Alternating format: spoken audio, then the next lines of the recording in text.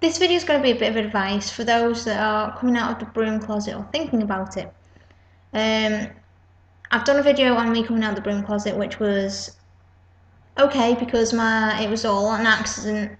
My mum found out and all that, so mine was an accident. But for anyone that is thinking about coming out of the broom closet, you've got to be prepared for two different sorts of reactions. One of the reactions will be you'll get a very hard time off people. A very, very hard time. I haven't experienced this properly. The only thing I experienced was told to get rid of my witchy stuff, which wasn't as bad as I was expecting. Or you can get the other hand where people are very supportive and want to understand more. Now, I wish the whole world would be very supportive to people coming out of the broom closet, but you're not going to get that. People, you're just not going to get that. But if you are coming out of the broom closet and you're feeling ready to tell people, I would suggest that you sit them down, you explain to them that you are changing religion, or if you haven't got a religion, you are looking into this one, or that you have been researching it. I would give them books to read. Now, this is my opinion. This might not work for everyone, but this is my opinion. I would give them a book to read because a lot of people actually don't understand what Wiccan and paganism is. They just hear Wiccan and paganism and automatically think witchcraft, devil and all that rubbish. They don't think of the nature side of everything. So sit them down, give them a book, get them on the internet, get them to see some of these videos like this that we're all doing on YouTube, because there's a lot of us now doing videos on Wicca. I'd make sure that they understand what it all is. If they want to watch what a ritual is, then allow them. If they think you're sacrificing animals in your rituals, ask them to join in. Ask them to either sit on the side while you do a ritual. I would not say try and recruit people and try and change them, because that can cause trouble. That can be when they start getting really like, ooh, backing off from you.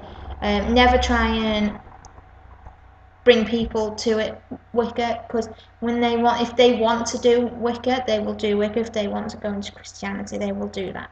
And it's people's own choices in what religion they go into, or if they don't want to go into any. So you've sat them down, you've told them what you do, and you've asked them to read some books. And that usually helps people have a broader mind and more understanding, because in my opinion, you can't judge what you don't understand. And I'll say that across everything. You can't judge what you don't understand. Now that's a big principle I live by. Even when it comes to food, you can't say you don't like it if you've never tried it. That is exactly how I feel. So, once you've sorted all that out, sometimes this can backfire and they still don't agree with it. This is when it comes down to hiding your practice.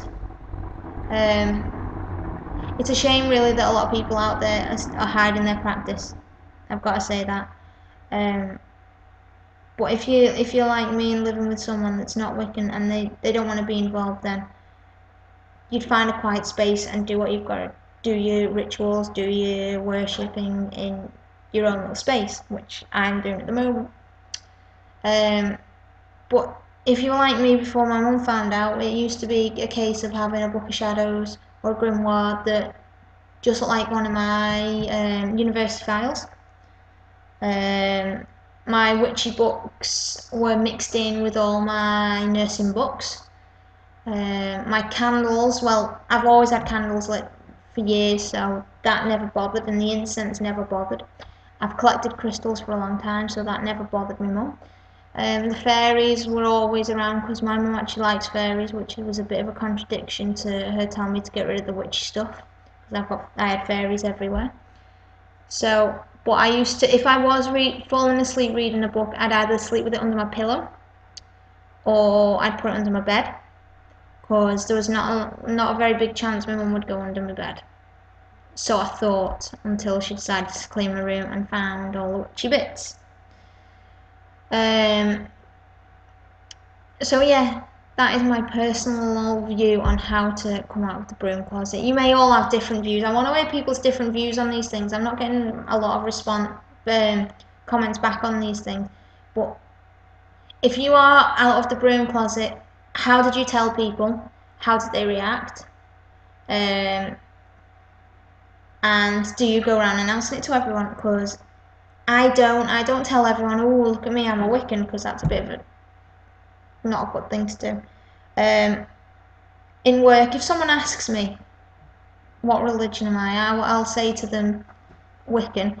I work in a nursing home, so I don't tell a lot of my residents and patients because of they're being older, and a lot of them are Catholic, hardcore Catholics, so it's very hard. If they ask me, I just try and change their subject so that I can continue giving them a high standard of care. So I hope to hear your responses. Leave some comments. I want to say thank you to all my subscribers, because I've now got the 100th subscriber to my channel, which is really exciting. I never thought I'd get that when I started on YouTube making anime music videos. So I hope you all have a blessed day, and thanks for subscribing, everyone.